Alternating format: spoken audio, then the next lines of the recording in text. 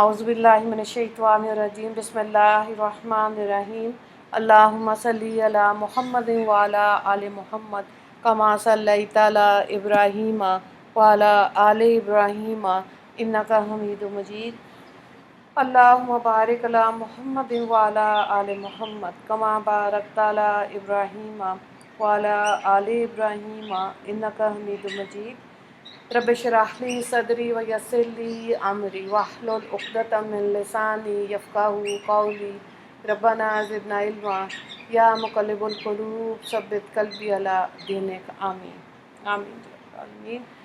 جی آج ہماری 17ویں نشست ہے اور سرفراز شاہ صاحب کی کتاب سے ہم نے یہ سلسلہ شروع کیا ہے۔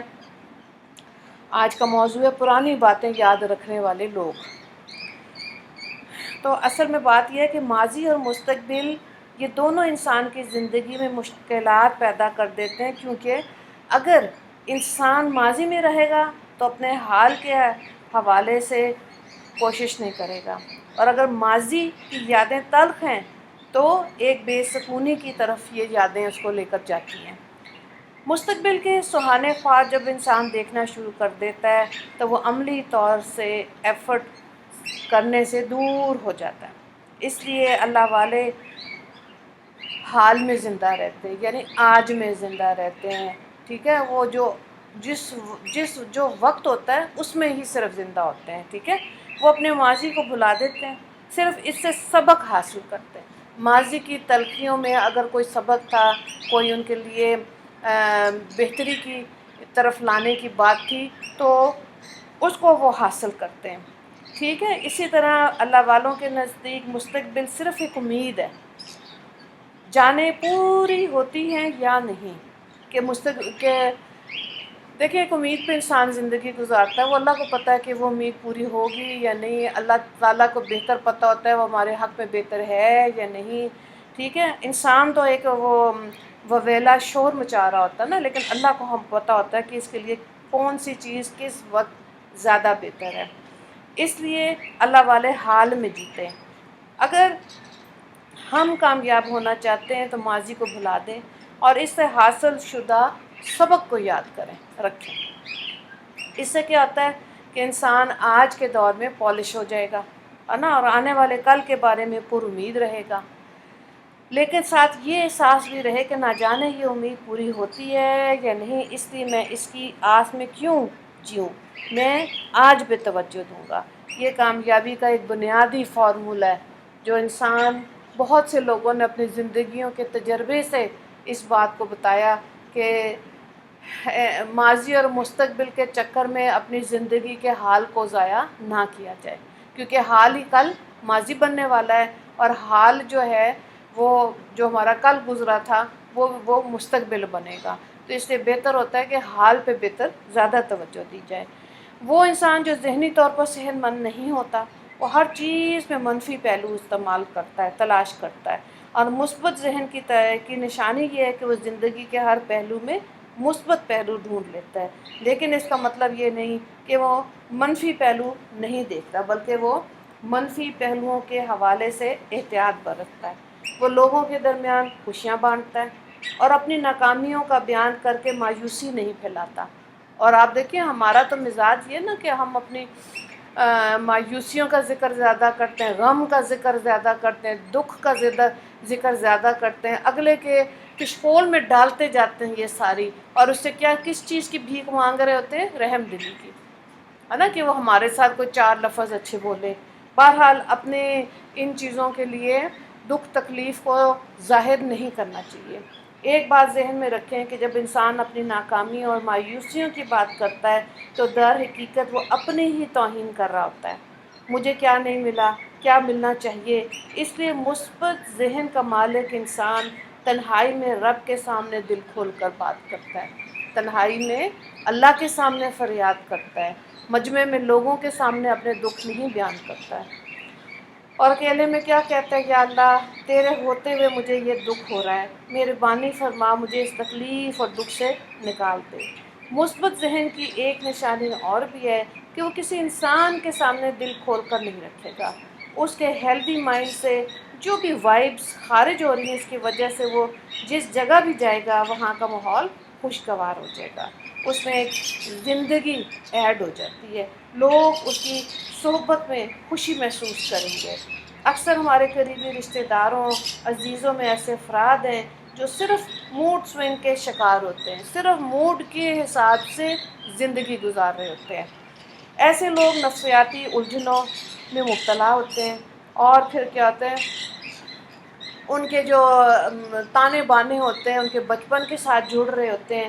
جب آپ ان کے بچپن کو خریدیں گے تو معلوم ہوگا ایسے بچے اپنے ماں باپ کے غصے کا شکار رہے تھے، یا والدین اور اپنے بہن بھائیوں کی محبت اور توجہ سے محروم رہے تھے، جس کی وجہ سے ان کے اندر احساس محرومی اس قدر زیادہ ہے کہ ان کے رویے غیر متوازن ہیں۔ ٹھیک ہے، جب ان کو عزت اور خوشی ملتی ہے تو خوشی کے موقع پر ناراض ہو جاتے ہیں اور چاہتے ہیں کہ لوگ ان کو منائیں، بار بار منائیں، آگے پیچھے پھریں اور ان کو مناتے ہی رہیں۔ دراصل وہ آپ کی توجہ چاہ رہے ہوتے ہیں۔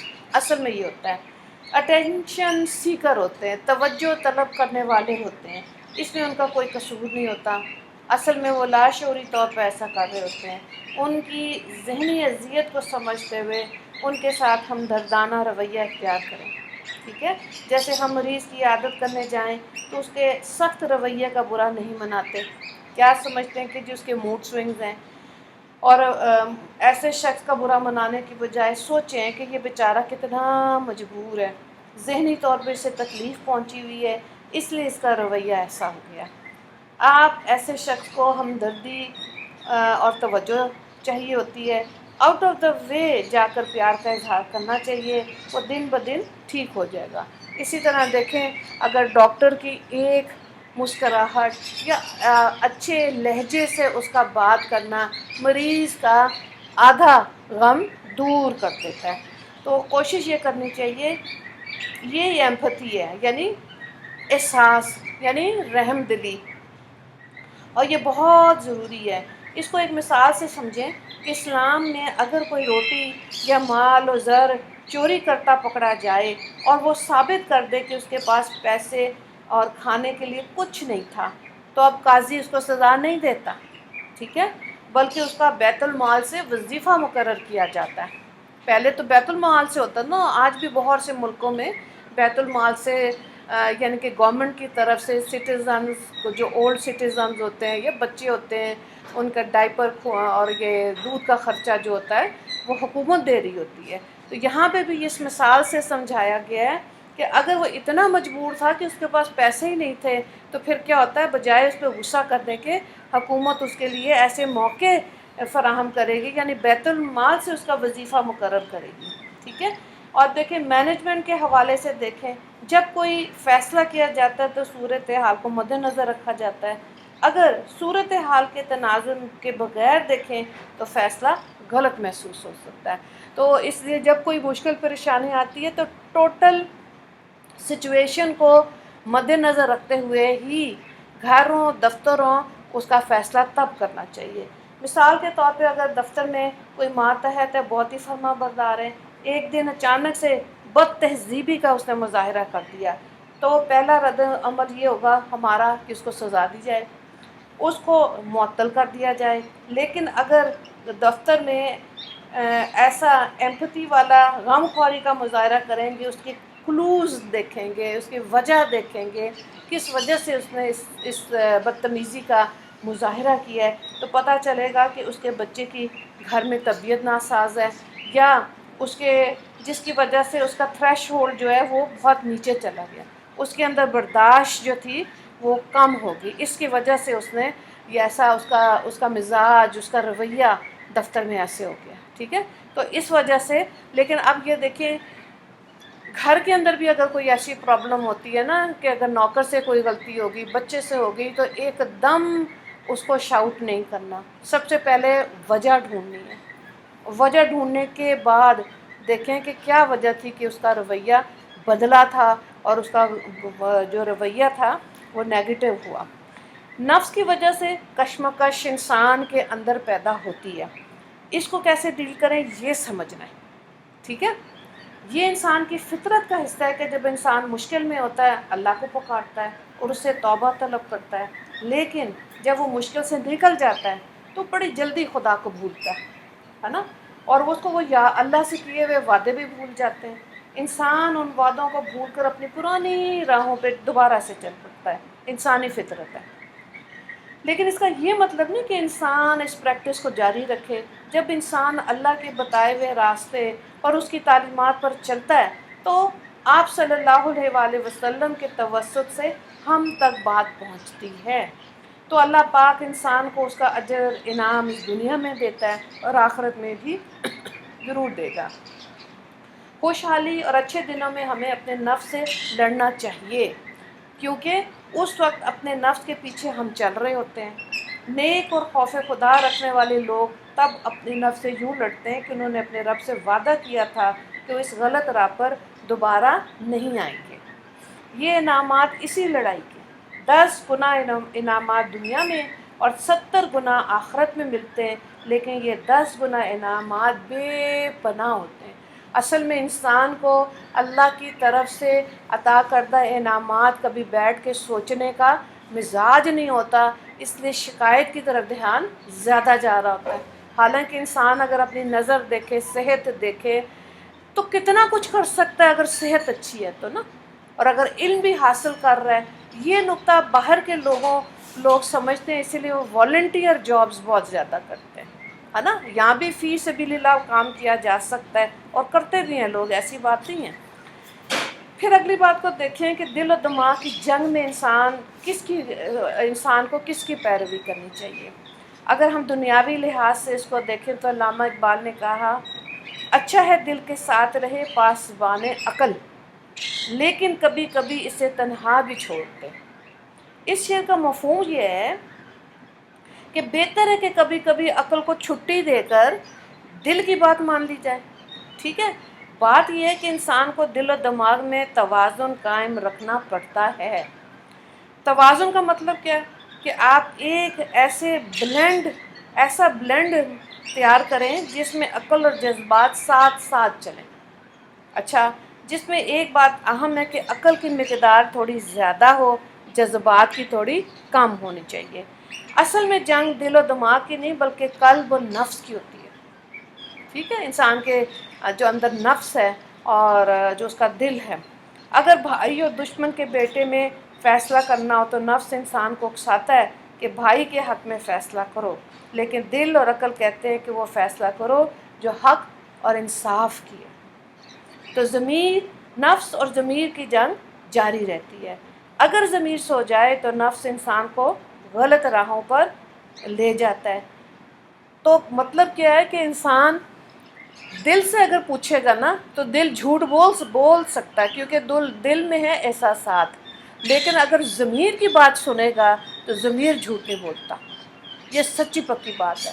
اب یہ ہمارا مزاج ہوتا ہے کہ ہم اپنی ضمیر کی بات پر پاؤں رکھ کے اس کو دبا کے اور اپنے آپ کو کیا ظاہر کرے، ہائے میں بیچارہ، ٹھیک ہو گیا۔ تو جن لوگوں کے ضمیر زندہ ہے نا وہ دل کی طرف کم آتے ہیں، یہی نقطہ انہوں نے لکھا ہے، ضمیر کو زندہ رکھنا ہے۔ تو عقل، اس کا مطلب ہے عقل آپ کی زندہ ہے، دل کے اندر جو ہے نا، دل سے انسان کے احساسات اور جو اس کے جذبات ہوتے ہیں انسان غلطی کر سکتا ہے، ٹھیک ہے۔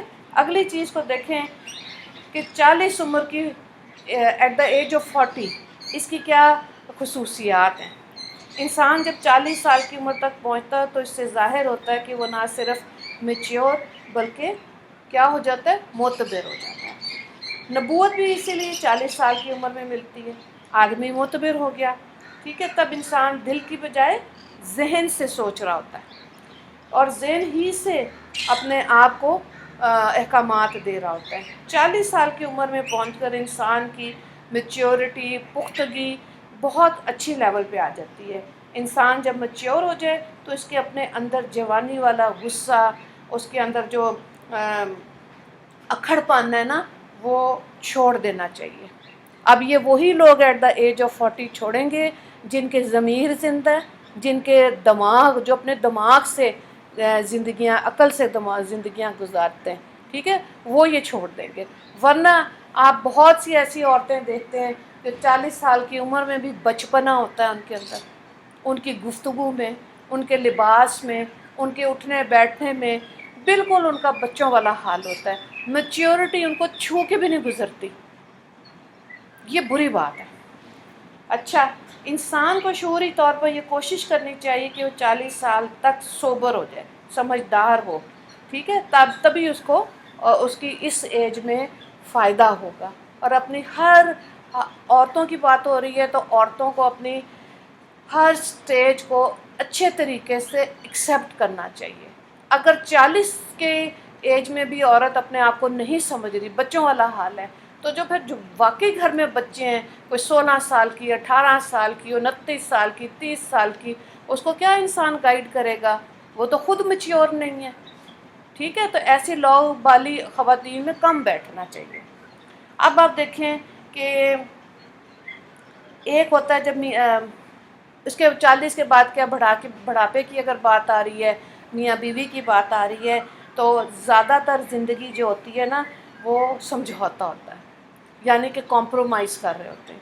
کمپرومائز کرتے کرتے آپ دیکھیں کہ اس کی مثال ایسے ہے کہ اگر چائے جو بنتی ہے نا، چائے اس کا اوریجنل ٹیسٹ لینا ہو تو جب تازی بنتی ہے تبھی بنتی ہے نا، دوبارہ گرم ہوگی تو وہ ذائقہ تو نہیں نہ ہوتا.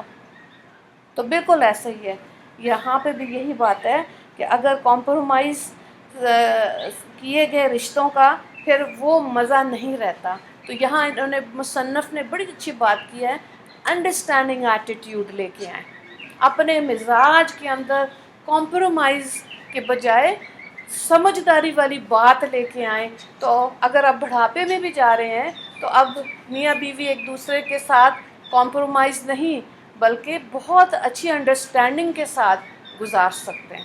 اگر بیوی کے اندر اچھی صلاحیتیں ہیں تو وہ خاوند کی کمزوریوں کے ساتھ اس کو بڑھاپے میں بھی ایکسیپٹ کرے. ٹھیک ہے، تو لڑائی جھگڑا نہیں ہوگا.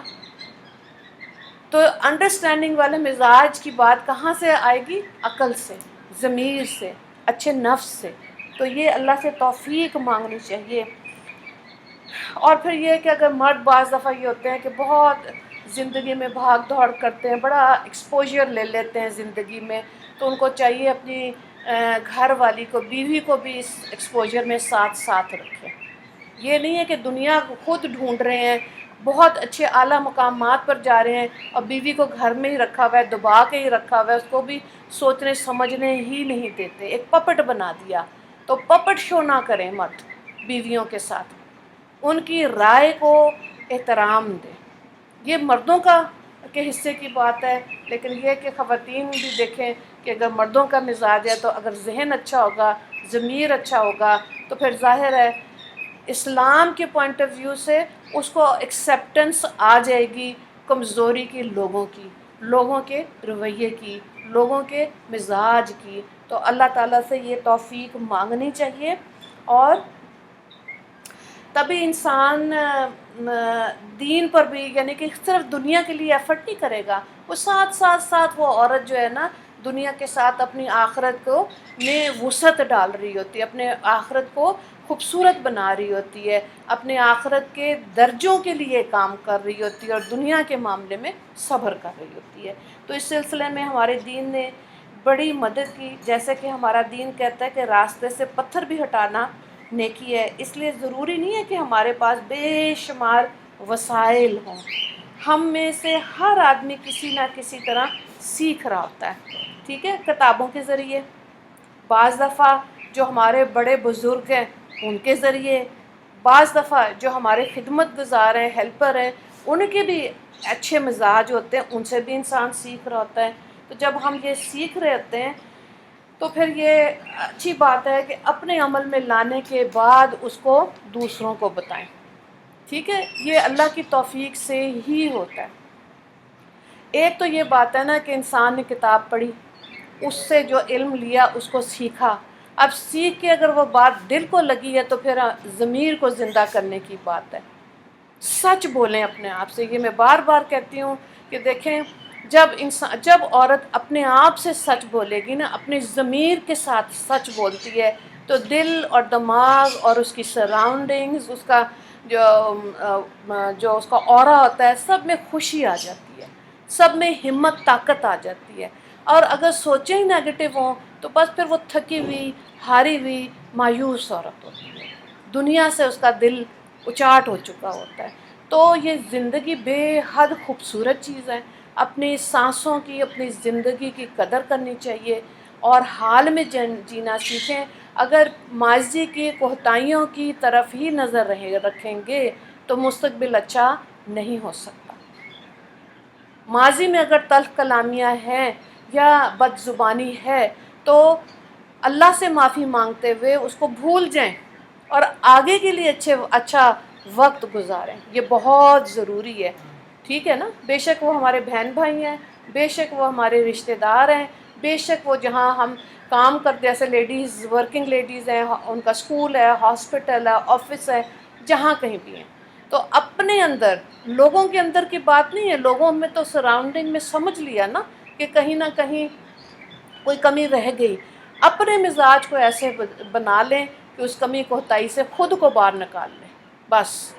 اور جب آپ خود کو باہر نکالیں گے تو ظاہر ہے ایک بہت اچھی اور پرلطف زندگی گزار سکتے ہیں. ہر وقت دکھ درد کی بات لوگوں میں نہیں کرنی چاہیے، اللہ کو نہیں اچھا لگتا.